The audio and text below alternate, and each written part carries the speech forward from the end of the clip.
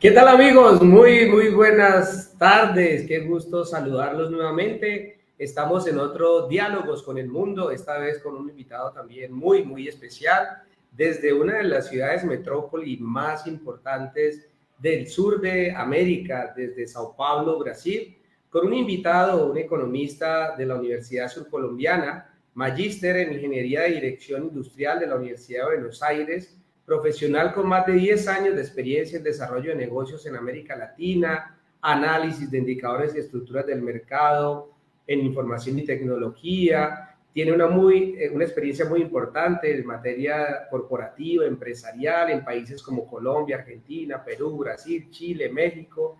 Y hoy estamos aquí con nuestro egresado, orgullosamente egresado de la Universidad Surcolombiana de la Facultad de Economía y Administración, Juan Lozada. De verdad que estamos muy contentos de tener aquí a Juan David Lozada Calderón, nuestro invitado especial. Juan, ¿cómo estás? Bien, profe, buenas noches. Gracias por la invitación. Es un honor poder compartir aquí un poco una conversa y experiencias, ¿no? Que yo creo que eso es hoy en día una de las cosas que más valor tiene, la experiencia y entender, ¿no? Lo que está, la persona que está al otro lado. Muchas gracias. Muchas gracias, Juan, por asistir a nuestro programa. Pues básicamente una pregunta obligada que hacemos cuando arrancamos estas entrevistas en el programa Diálogos con el Mundo, pues está directamente relacionada con el hecho de haber tomado la decisión de irse de Colombia, de estar en otro país. ¿Por qué Juan David Lozada Calderón toma esa decisión? ¿Por qué sale del país? ¿Por qué terminan? Bueno, estuviste en Argentina haciendo tu maestría, pero además terminas allí en esa maravillosa ciudad de Sao Paulo. Bueno, la verdad es que yo siempre he dicho que generalmente las personas planean cada cosa que va a hacer, ¿no? Y indescifrablemente la vida se me fueron generando oportunidades y espacios que yo fui aprovechando yendo atrás. Yo siempre he dicho que personalmente algunas veces las mejores oportunidades son las que uno mismo busca, ¿sí?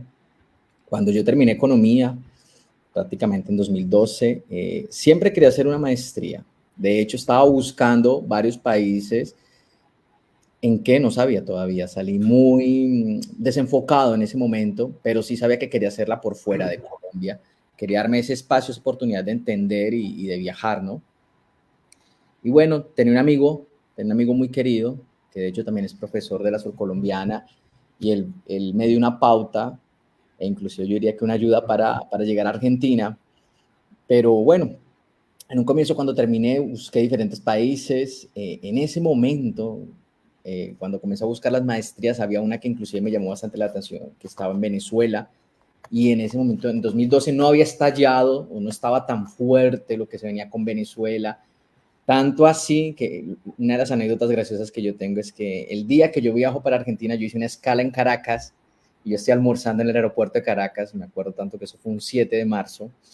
Y ese día yo almorzando en el aeropuerto de Caracas, hicieron oficial la muerte de Chávez. En el Wow, aeropuerto de Caracas almorzando. Y yo dije, bueno, ya imagínense. sabía todo el mundo, pero no lo habían hecho oficial.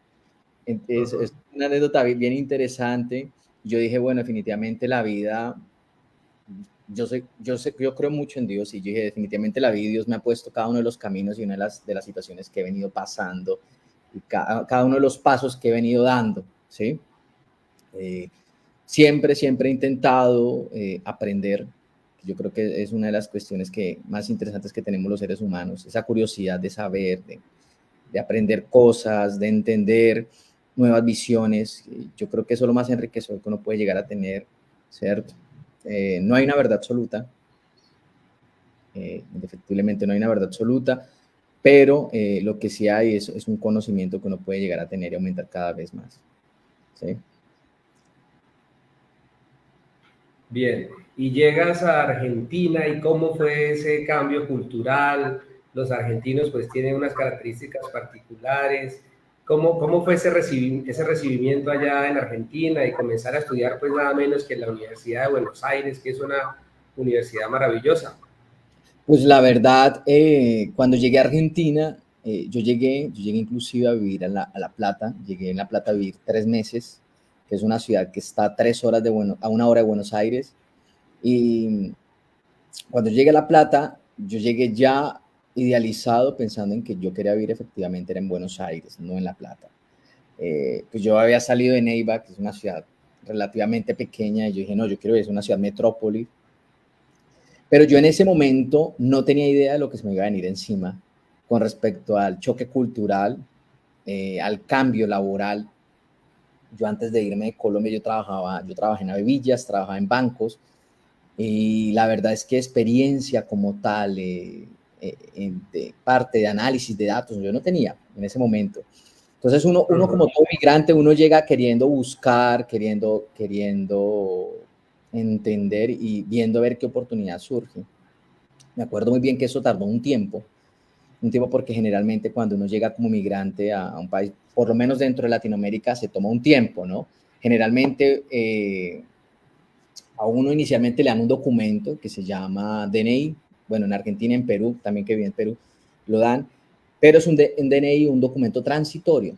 Después llega el documento permanente que lo dan 2 años después, eso dura 10 años.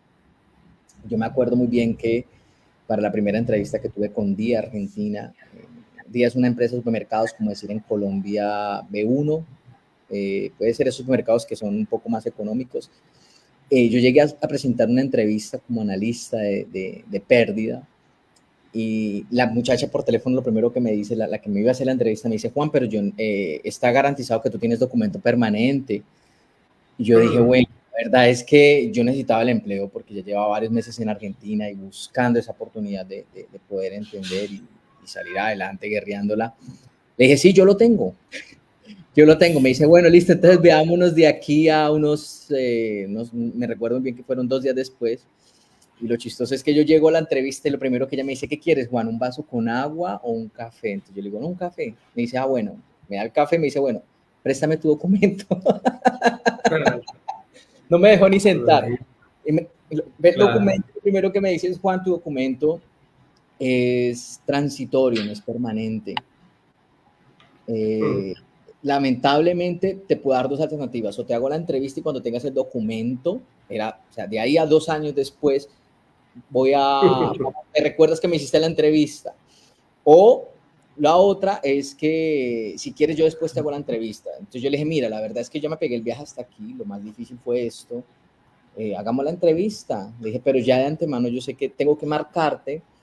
Me dijo, ¿cómo así? Me dije, claro, tengo que hacerte que te acuerdes de mí, algo muy significativo, puede ser una señal, algún gesto, alguna palabra, porque de aquí a que volvamos a hablar, posiblemente te vas a olvidar de mí.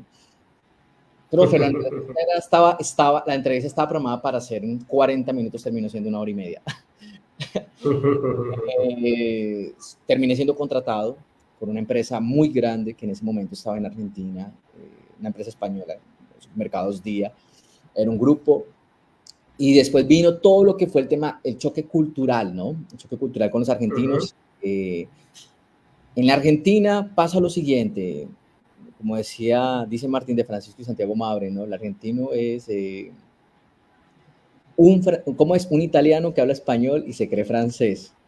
Ese es un comentario que le dicen de forma jocosa. Pero los argentinos tienen una forma particular de ver las cosas, especialmente de trabajar. Son una cultura que han sido también muy movidos por las diferentes coyunturas que han tenido, ¿no? En términos de economía. Para mí fue muy sorpresivo llegar y encontrar, por ejemplo, en ese entonces que el peso estaba a 3,50 versus el dólar, y 6, 7 meses después estaba a 16.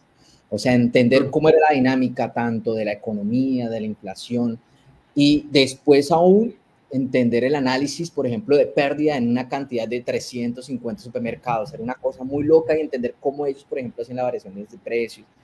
Entonces uno se da cuenta que efectivamente es una cultura, por lo menos en Buenos Aires, que es una cultura muy, muy ágil en términos de estar constantemente adaptando los negocios, adaptando la dinámica de mercado. ¿Sí? Después de día que estuve trabajando, que fueron casi 2 años, me di un viaje por Latinoamérica, decidí ir desde Argentina hasta Colombia por tierra, y ahí fue cuando se me abrió un poquito más la visión de viajar. A veces uno tiene ese miedo, ¿no? porque uno dice, bueno, es tiempo, el trabajo no da espacio, el estudio, la cantidad, la dinámica que uno tiene en el día a día generalmente no da ese espacio de uno decir, me voy a lanzar a viajar. Yo decidí hacerlo, tipo mochilero, y estoy viajando tanto de ida como de vuelta por tierra, decidí darme ese viaje. Y ahí empecé a entender que los diferentes países de Latinoamérica, si bien estamos todos hablando el mismo idioma, tenemos diferentes lenguas, yo diría. La cultura, las culturas hacen que las personas sean un poco diferentes, tanto en negociación, Ajá. por ejemplo, en conductas, en términos gastronómicos, es una cosa increíble. Entonces, en ese viaje yo alcancé a entender un poco más la diferencia de lo que era ser un colombiano y especialmente alguien de Neiva, estar viajando en diferentes culturas y conocer diferentes personas. Yo diría que una de las cosas más importantes que uno puede llegar a tener en la vida cuando uno está en otro país es tener actitud. Actitud. Siempre escuchar, entender y tener esa buena actitud, esa buena onda, ¿no? Ajá. En esos viajes que tuve cuando volví a Argentina, yo llegué, yo me había ido de día, había pedido una renuncia porque había pasado algo en mi familia, algo muy fuerte. Yo decidí volver a Argentina y ahí comencé a trabajar con una empresa que era un mayorista de tecnología. O sea, ellos vendían equipos, data centers, equipos grandes para grandes empresas. Y resulta que para ese entonces en Argentina estaban las famosas limitaciones de importaciones. ¿Qué quería decir? Estaba aún el gobierno de Cristina Kirchner y una empresa, y las empresas no podían importar hasta determinado monto en dólares. ¿Qué sucedió? Esta empresa en la que yo trabajaba, ellos tenían un grande cupo, llamémoslo así, para importar, y eso les permitió un boom dentro de Argentina y después se pudieron expandir en diferentes países de Latinoamérica. Eso pasó en Paraguay, Chile, Perú. Y estando allá, un año después, como analista de crédito comercial, me hicieron una propuesta para irme a vivir a Perú. Hice una propuesta laboral bien interesante para ir a trabajar como controller en Perú, en la subsidiaria de Perú, en Lima. Eso fue más o menos para el año 2016, me acuerdo mucho, junio de 2016. Yo la verdad, como ya había pasado por Perú, no había vivido en Perú, pero había pasado y me había llevado una buena impresión. Yo dije, bueno, sería interesante la experiencia, comer rico, porque en Perú se come bien, comer y Sí. conocer más personas, entender, bueno, acepté la oportunidad y me fui a vivir a Perú. Viví en Lima 2 años y medio, de 2016 hasta 2018 más o menos, mitad de 2018. Y ahí era controller, prácticamente yo respondía por todo lo que tenía que ver con el cobro de las operaciones, generalmente en tecnología, que es, después de esa salida de día y entrar en el mercado peruano con un mayorista de tecnología, entendí muchas cosas sobre lo que tiene que ver con el área de tecnología, ¿no? Es básicamente lo que estoy enfocado hoy. Entendí cómo son las negociaciones, por ejemplo, cómo son los grandes mayoristas, cómo se hace un negocio con un banco, con un cliente final, por ejemplo, con un grande comprador como un Falabella, un Carrefour, ¿sí? Es empresas que generalmente tienen ya un sistema propio, que es un B2B, business to business, sistemas propios adaptados. Entonces entendí mucho esa cuestión de lo que tenía que ver con negociación y todavía más interesante en Perú. Claro, Siempre he claro. dicho que es una mistura, el peruano tiene una cultura también bien interesante en negociación. Hay que cuidarse en todo. Ajá. ¿Sí? Muy bien, bueno, saludamos aquí a Julián Collazos, a Yamile Carvajal, a Cristian Fernando Orjuela, también aquí a Jacqueline. Julián Collazos dice, ¿culturalmente impacta entrar en una costumbre académica diferente a la nuestra? Está preguntando allí Julián Collazos. Sí, impacta mucho porque de la maestría, por ejemplo, que yo hice en Argentina, yo tuve la oportunidad de poder hacer la maestría, no fue becado, yo la pagué, Entonces yo de lo que trabajaba, yo conseguía pagar la mensualidad. Yo estudié en la Facultad de Ingeniería, ¿sí? Queda en Paso Colón, eso es frente a San Telmo, Ujú. prácticamente. Entonces el programa de la maestría está hecho para 2 años y uno lo puede pagar financiado mensualmente, o si uno lo quiere pagar antes, la facultad le hace un descuento, un 20-25%. Son precios que uno trabajando, por ejemplo, en el momento en el que yo trabajé, viví en Argentina, daba para sobrevivir. No vivía lujosamente, no eran lujos, pero sí me alcanzaba para pagar la maestría y comer, sobrevivir, ir a una que otra fiesta o uno que otro viaje. Y ese tema del trato de los argentinos frente a los colombianos, ¿cómo lo manejaste?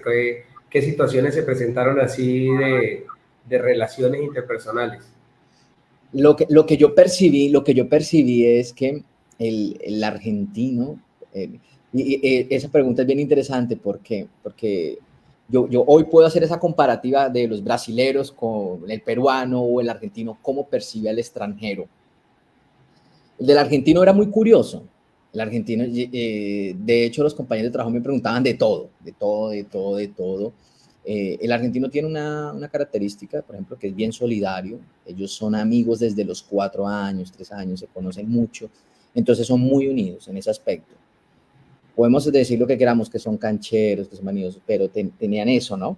Y son muy curiosos, cosa que no me pasa aquí en Sao Paulo. Aquí en Sao Paulo, por ejemplo, yo llego al trabajo, mis compañeros no preguntan nada, o sea, no me preguntan Colombia, no preguntan absolutamente nada. Es una cosa bien interesante, especialmente aquí en Sao Paulo, ¿sí? Ajá. En Perú sí preguntaban algunas cosas, pero en Perú yo percibía que, por ejemplo, en Perú estaban como muy, no sé si muy miedosos por el tema de lo de Pablo Escobar, que Ujú.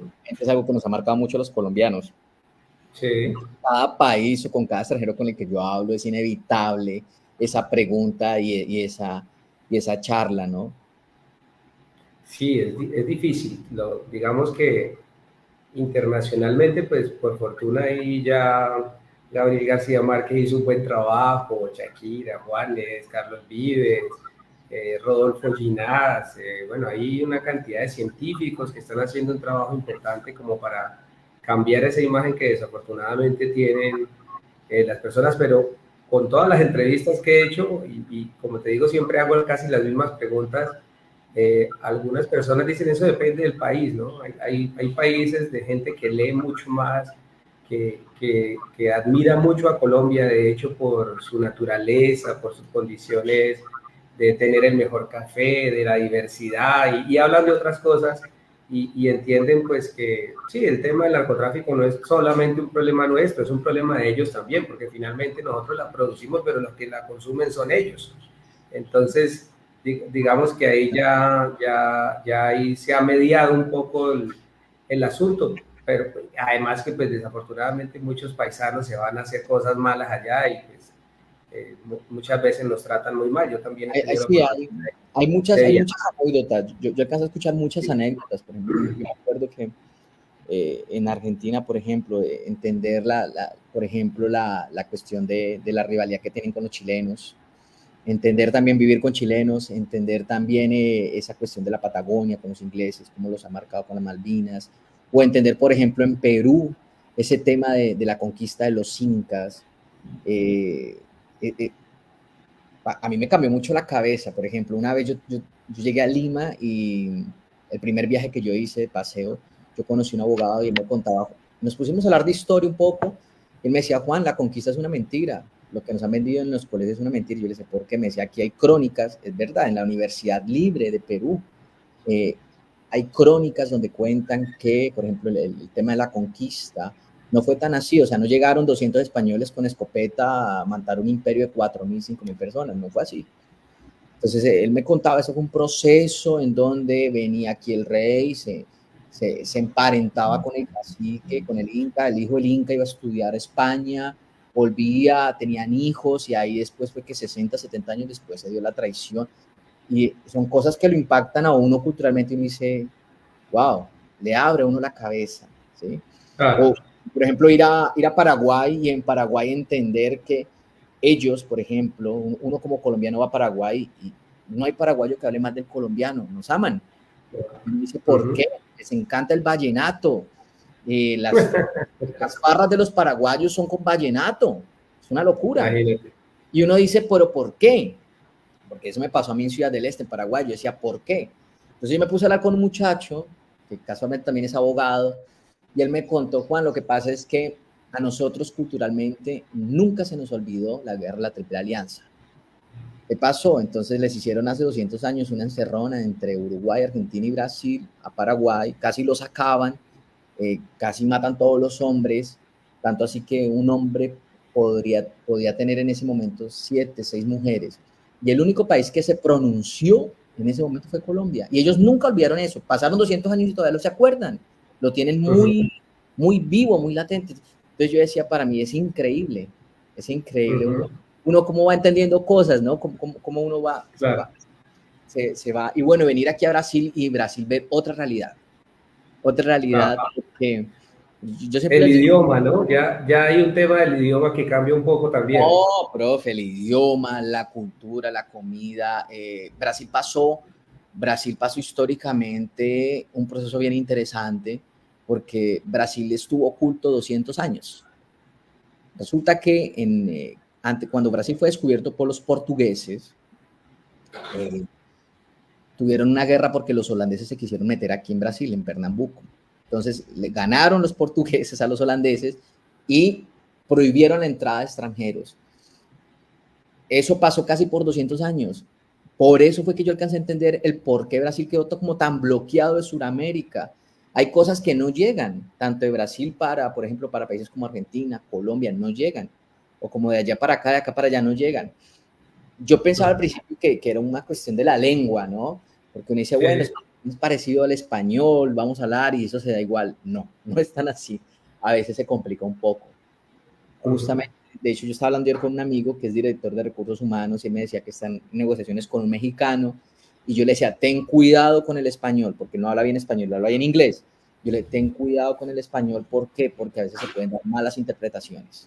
Ya pasó, yo tuve que intervenir en varias cosas, en varios trabajos que ya tuve, porque percibí que se estaban mal entendiendo las negociaciones. Entonces es una cuestión bien delicada el tema de hablar claro y especialmente cuando uno negocia, por ejemplo, con un país que habla otra lengua, es muy importante tener a alguien nativo o alguien que entienda bien la lengua.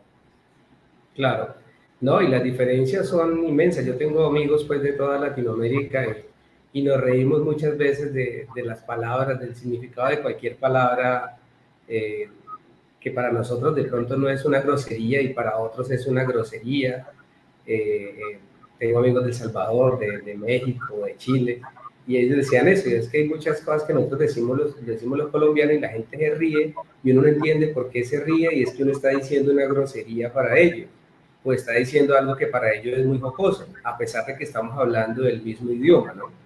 Pero claro, en Brasil el choque debe ser bastante complicado. Aquí el profesor Cristian está muy activo en las redes. Varias preguntas, vamos a responder las preguntas que sí. Dice el profesor Cristian, ¿cómo es el tema de la cohesión social en Argentina, los sindicatos, asociaciones estudiantiles, las comunidades barriales, el tema de la cohesión social? Y después dice Javier Milei o Lula da Silva, dice. Pregunta cortante. Bueno, vamos a hablar primero de Argentina, entonces. La cuestión de Argentina, yo tengo una visión de Argentina bien interesante, porque yo diría que yo estuve en varios procesos, ¿no? Cuando yo llegué, 2013, principio de 2013, estaba Cristina, que Cristina inclusive vivía allá y se estaba yendo. Me quedé durante el gobierno de Cristina y a mí me pareció tan lindo Buenos Aires, yo vivía enamorado de esa ciudad, de esas calles, ¿no? Muy diferente a todo lo que yo había visto y vivido en cualquier momento de mi vida antes. Pero yo comencé a sentir durante el tiempo que vivía allá que habían grandes diferencias en el tema sociocultural. Por ejemplo, con Colombia. Mis compañeros de trabajo en Argentina, ellos no creían que en Colombia tenemos estratificación. Entonces en Colombia tenemos estratos 0, 1, 2, 3. Ujú, Y hacia eso es también la condición social, ¿no? Acceso a los servicios. En ujú, Argentina no existe eso. ujú. Porque en Argentina ellos tuvieron, por ejemplo, una clase alta, una clase media, una clase media, yo diría que fraccionada en tres partes: clase media alta, clase media media y clase media baja. Y de ahí clase baja. Entonces, las condiciones eran totalmente diferentes. ¿Sí? Claro. Cuando yo alcancé a llegar y ver esa opulencia. Yo vi que, por ejemplo, habían cosas que eran muy baratas. Llegué a comer en la Universidad de La Plata gratis, casi gratis, pagaba nada.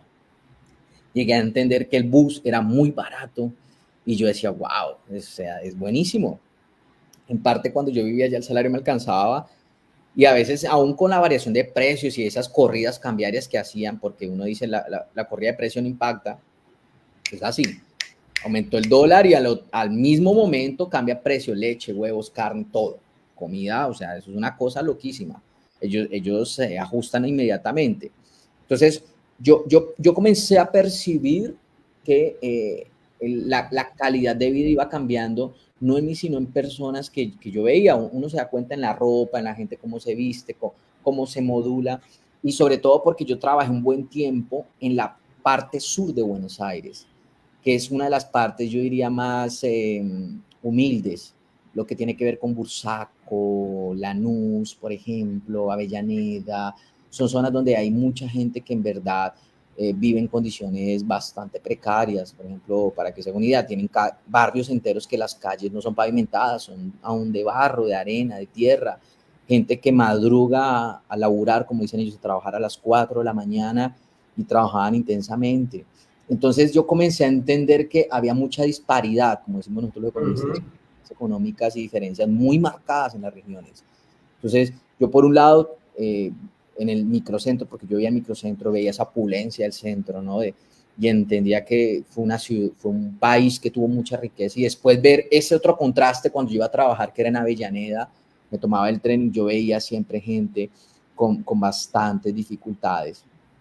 Cuando yo me fui para Perú y volví a Argentina, yo quedé descolocado, quedé chocado, porque yo vi que definitivamente la degradación social había aumentado. O sea, había aumentado, o sea, yo diría que un 80%, 70%, una cosa increíble.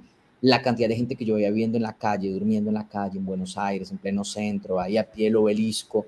Cuando yo volví a Perú, que eso fue en 2018, yo dije, esta no fue la Buenos Aires que yo dejé en 2016, o que estaba en 2016 cuando yo me fui.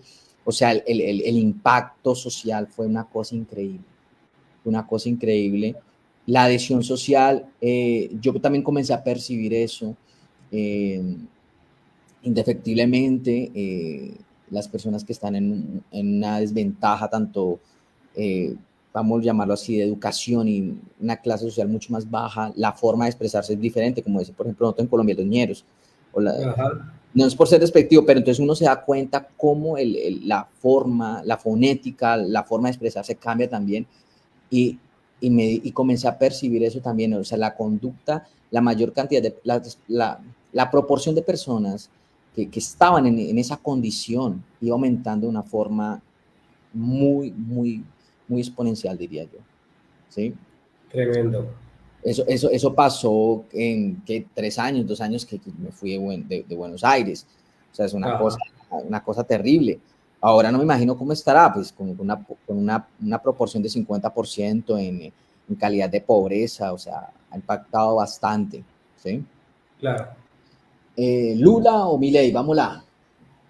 Lula en Brasil. eh, yo tengo un debate aquí interno con amistades brasileros. ¿Por qué? Porque hay gente que odia a Lula. De hecho, yo he tenido varias controversias con personas que aman a Lula, y la cuestión es la siguiente. Y mucha gente me reclama por el tema de Petro. Que Ajá. Petro, yo no defiendo a Petro, yo no soy petrista, ni una cuestión política. Yo creo que lo que uno tiene que ver más es una cuestión circunstancial, ¿no? Histórica. Por ejemplo, si nos vamos a evaluar un poco Brasil, Brasil ha sido un país que ha tenido el PT, que es el partido de Lula, el partido social, que en Brasil ha estado casi en el gobierno por grande tiempo. O sea, entonces, ¿qué ha pasado? Ellos han tenido la oportunidad de establecer un sistema educacional dirigido a esa parte política, porque de hecho una de las personas principales aquí en Brasil que más instauró ese modelo educativo fue Paulo Guedes, que él hablaba que el modelo comunista tenía que ser insertado dentro de la educación, porque ahí es donde se nace y el ser humano comienza a tener una percepción. Y hay mucha gente que quedó chocada con eso. Lula tuvo su momento, tuvo su oportunidad de construir un país maravilloso. Este país es un monstruo de país. Estamos hablando casi de 230 millones de habitantes. Yo estoy en una ciudad que tiene 20 millones de habitantes. Es una locura. O sea, nos ponemos a hacer unas comparaciones poblacionales, por ejemplo. O sea, Sao Paulo, el estado de Sao Paulo tiene casi la población de Colombia, 45 millones de habitantes. El Producto Interno Bruto de Sao Paulo es casi 4 o 5 veces del de Colombia. Es una locura. Entonces uno se da cuenta y uno comienza a ver las disparidades y las diferencias. Entonces yo he estado, por ejemplo, en Pernambuco, que es en el norte. Yo he estado en Río, he estado en el sur. Ahorita Río Grande do Sur está en una catástrofe porque está todo inundada la parte sur, Porto Alegre. Conozco esa ciudad, está todo inundado. Es una catástrofe lo que pasó, pero en sí el gobierno no está preparado para eso. ¿A dónde quiero llegar con esta historia? Durante el gobierno de Lula, antes de pasar el escándalo de Odebrecht, que eso fue inevitablemente apoyado por él, Lula hizo una cuestión aquí en el sistema educativo que en verdad desmejoró mucho la calidad del sistema educativo brasileño. ¿Qué fue? Resulta que él necesitaba mostrar ante los países para recolectar unos ingresos, captar un capital. Él necesitaba demostrar que las personas se estaban educando aquí en Brasil. Entonces, ¿qué pasó? El sistema educativo hoy aquí en Brasil no tiene un sistema de evaluaciones. O sea, un niño para pasar de cuarto a quinto, las evaluaciones, todos los profesores tienen que pasar a todos los alumnos. La famosa promoción automática. Promoción automática. Lo único que hace perder hoy un alumno aquí en el colegio es que no vaya a estudiar, no vaya a las clases, es lo único. Pero hoy en día los profesores tienen que pasar obligatoriamente a los alumnos aquí en Brasil. Claro.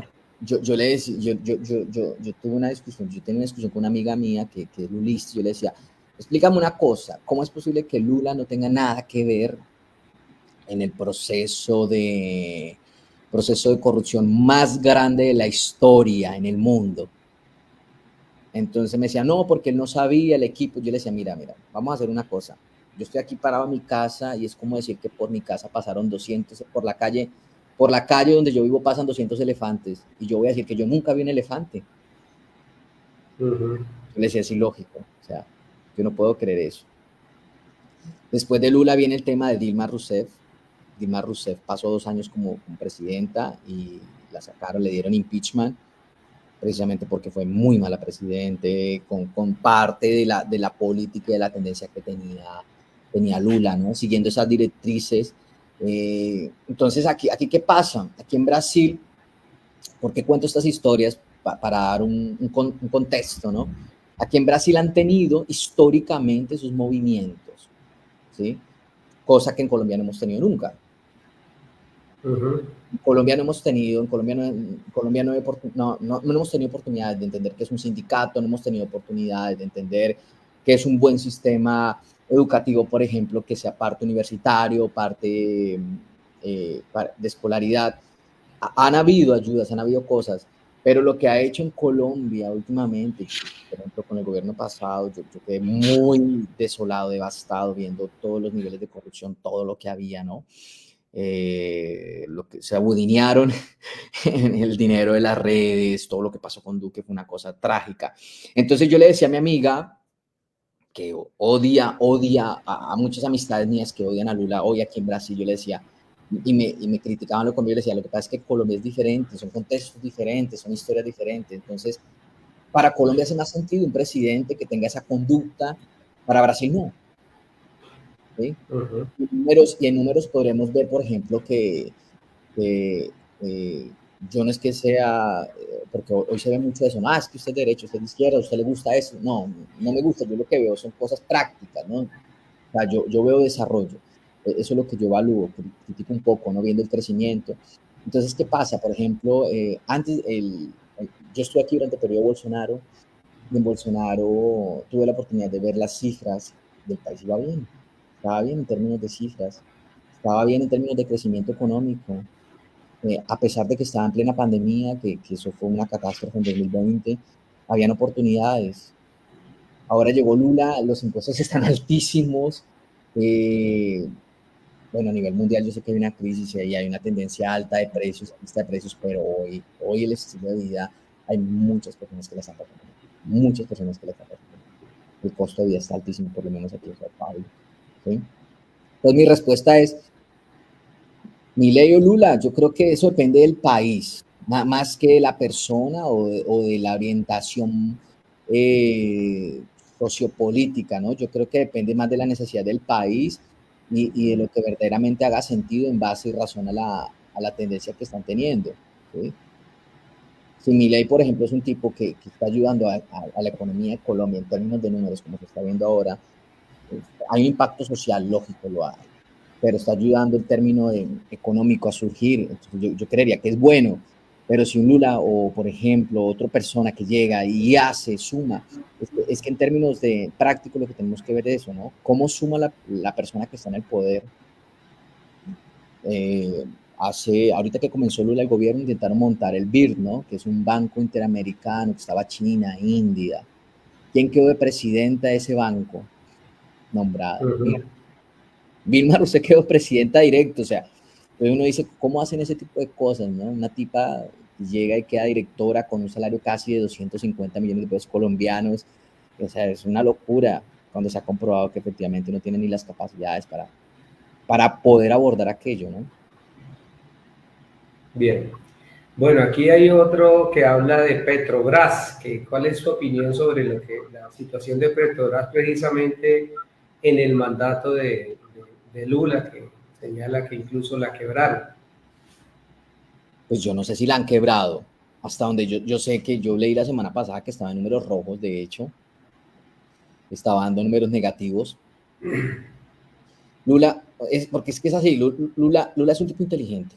Yo veo que, o sea, él tiene inteligencia, no es una Dilma, es un tipo inteligente, es un tipo que tiene experiencia, pero la cuestión es quién lo rodea y quién está atrás, ¿no? ¿Qué es lo que tiene, qué montaje es el que tiene atrás, ¿sí? Por ejemplo, aquí en Brasil hay un poder que se llama la Suprema Corte, quien está en la cabeza de la Suprema Corte hoy es Paulo Guedes, un tipo calvo, así que tiene una cara de malo. El tipo hace poco quería procesar a Elon Musk de Tesla.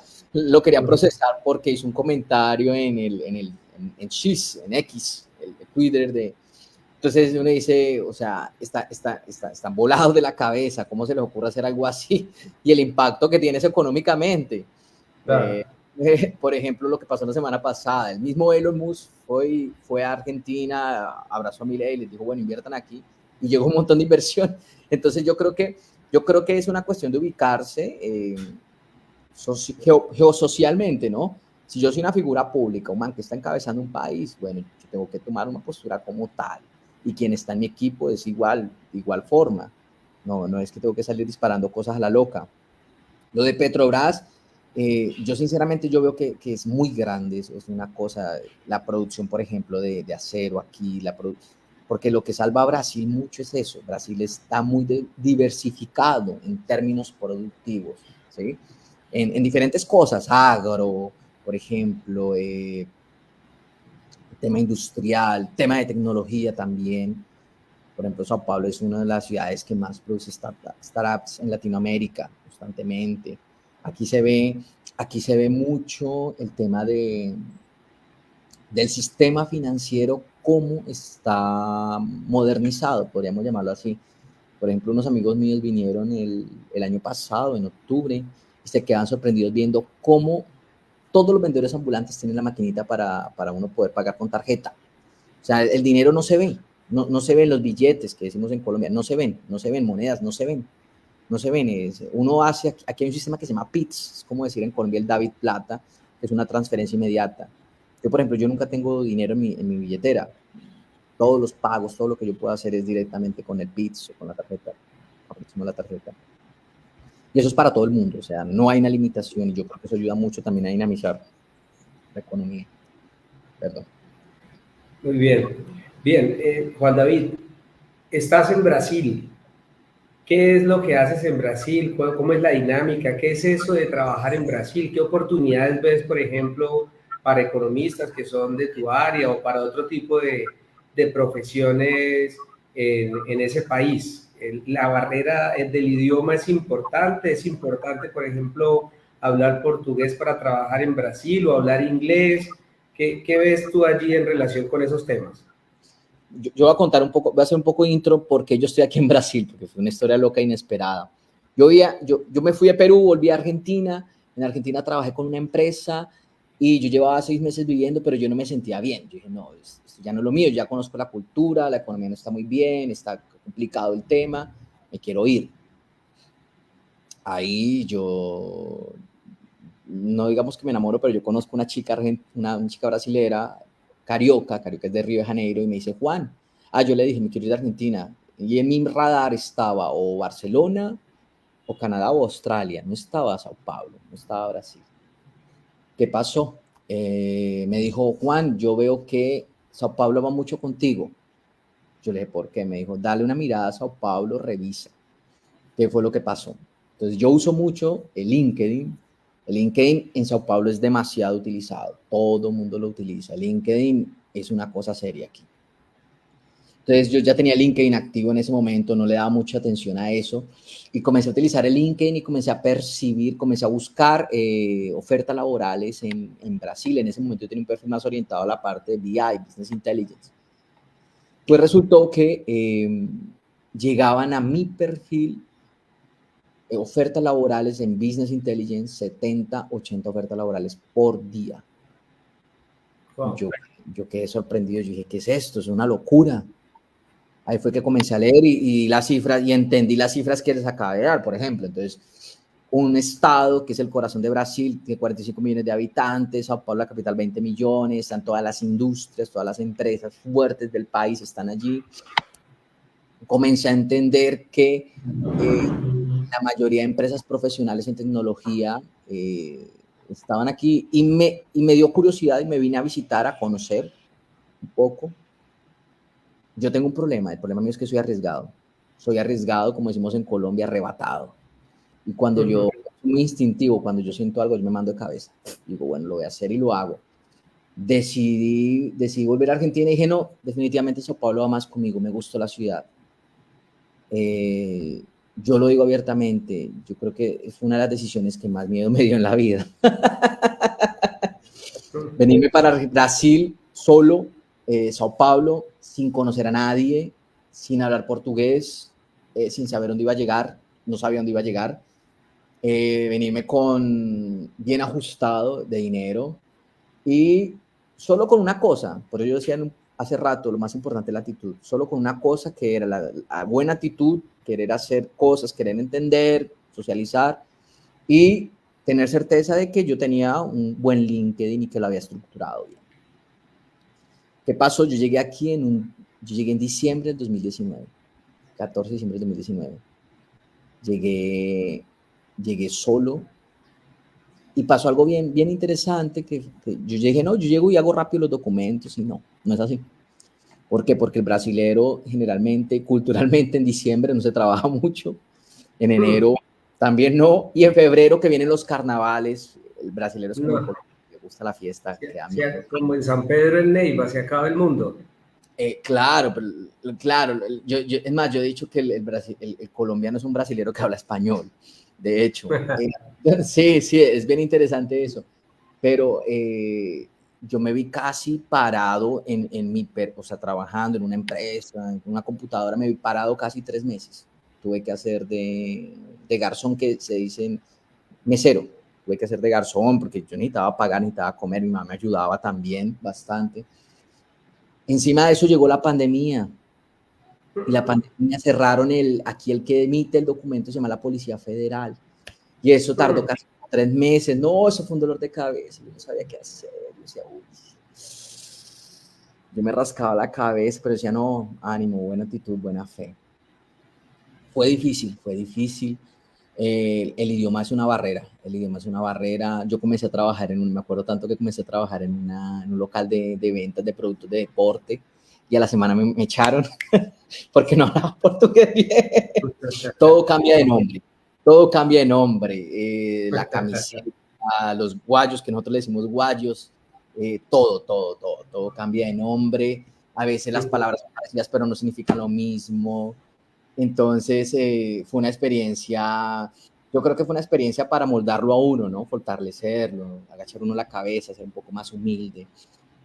Pero sí, fue un proceso. Yo después comencé a trabajar con una empresa de análisis de fútbol. Eran 3 tipos, un francés matemático, un doctor en ciencia de datos y un doctor de economía. Los tipos me contrataron porque yo les cobré barato, les dije que un salario básico para mí estaba bien en cuanto yo aprendí a hablar español, portugués, y me hicieron contratar como analista de datos de ellos.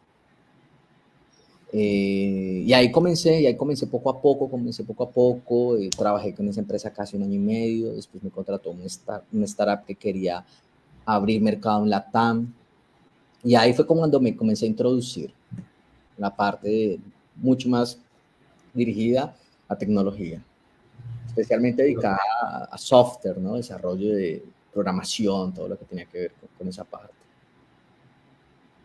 Muy bien, y entonces ya te estabilizas, tienes un buen empleo, te abres más un poco la perspectiva de lo que estás allí en Sao Paulo. Sao Paulo es una ciudad muy, muy bonita. Estuve viendo allí a unos registros, le dicen que es la Nueva York de Sudamérica, con su propio Central Park, con su metro, con más de 160 teatros, acá tiene pues una oferta cultural y turística muy bonita, gastronómica.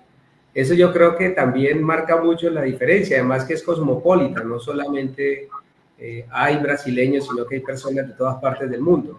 ¿Cómo te ha ido con ese tema de los japoneses? Que dicen que hay 1.300.000 japoneses allá. Es el segundo país con más japoneses, mejor dicho, el primero es Japón y después Brasil. Es verdad, la segunda comunidad más grande del mundo japonesa está aquí en Sao Paulo, la tengo aquí al lado. Es un barrio que se llama Liberdade, es un barrio japonés y es un barrio de verdad. Uno va a Buenos Aires y uno dice el barrio chino, ¿no? Y uno va al barrio chino y son 2 cuadras. No, aquí es un barrio de verdad, cultura japonesa, escuelas japonesas, todo japonés. Es bien interesante, por lo menos aquí en Sao Paulo es muy común ver personas que hablan 3, 4 idiomas, es muy común. Es muy común ver a alguien que habla portugués, español, inglés. Es muy común. Hablar inglés abre puertas. Lo que me preguntabas, evadí un poco la respuesta, pero es verdad. Si hablas español e inglés, ya da para tener un tema de conversa aquí en Sao Paulo con alguien que esté más o menos en un cargo ejecutivo. Es común, no es algo del otro mundo. No es algo del otro mundo. Es más, yo he visto más personas que hablan inglés que ni español aquí. Ajá. Prefieren más hablar inglés. Por ser una ciudad cosmopolita. Exacto. Entonces, se tiene una cultura bien especial aquí, el japonés. Les gusta, como todos, dicen que el japonés es inteligente, bien desarrollado. Hay muchas empresas japonesas, hay empresas de todo tipo aquí, coreanas, chinas. China se ha metido también bastante fuerte.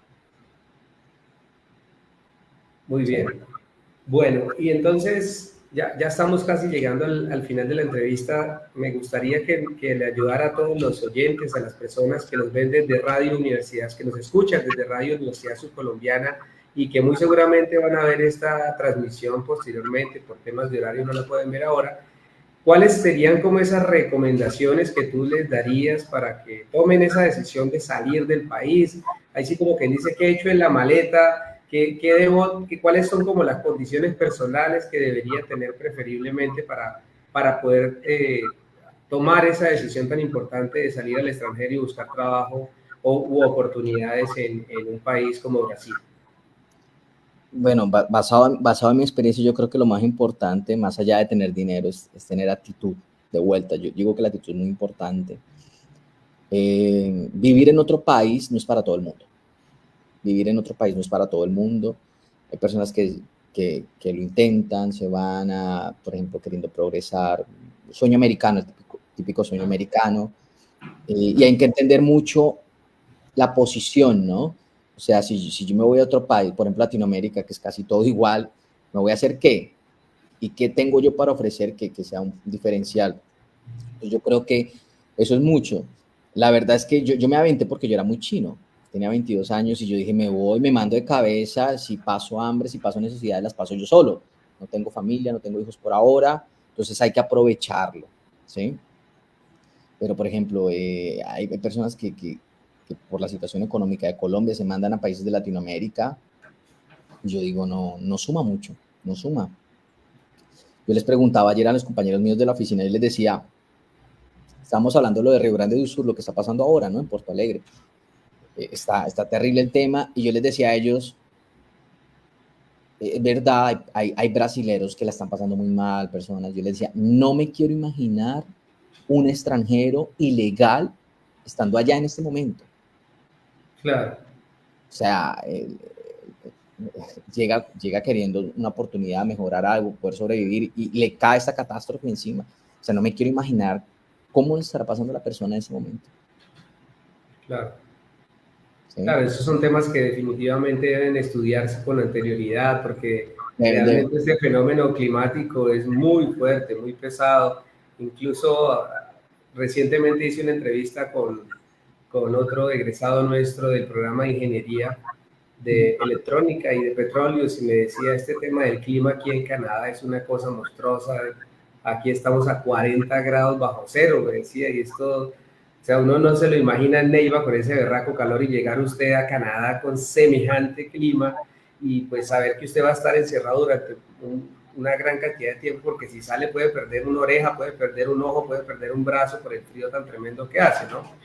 Entonces, todas, digamos que a propósito de tu comentario, la recomendación en torno a esas salidas es en qué momento pienso viajar, ¿no? Porque hay países que incluso también tienen las 4 estaciones y si usted se va con ropa ligera y está en invierno, pues es un tema terrible porque pues comprar ropa en otro país es mucho más costoso, etcétera, etcétera. Entonces, digamos que dentro del paquete de recomendaciones también estaría ese. Y el tema del idioma, pues tú ya lo has planteado, definitivamente no solamente manejar el inglés, sino ojalá otro idioma como el portugués o también generaría pues las oportunidades importantes. Sí, sí, pero, o sea, viajar es bueno, es bueno. Yo creo que el crecimiento que uno tiene viajando es exponencial al estar uno en la misma zona de confort. Yo siempre he dicho que la zona de confort cuando uno viaja se amplía un poco, ¿no? Conoce personas, hace relaciones, entiende nuevas cosas. Es bueno eso. Una de las cosas que más me chocaba en Argentina era entender, por ejemplo, los precios, porque uno está acostumbrado, por ejemplo, en Colombia que, no sé, los huevos valen determinada cosa, pero no vale más que la leche.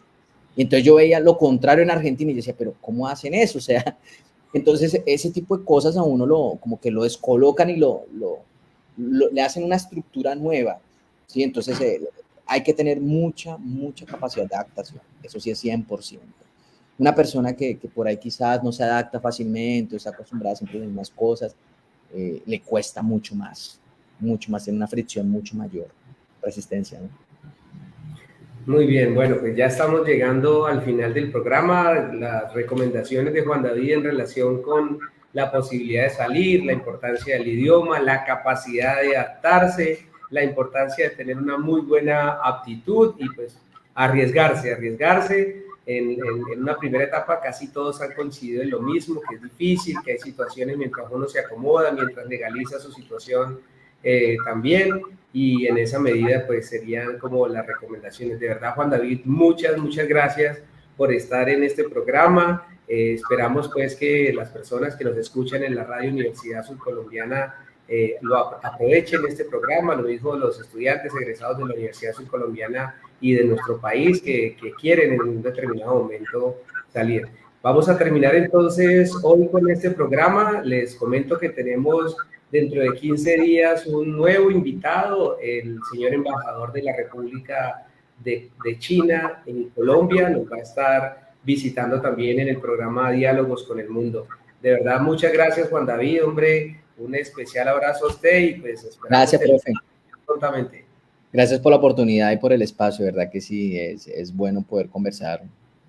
Me siento muy grato y honrado por la oportunidad.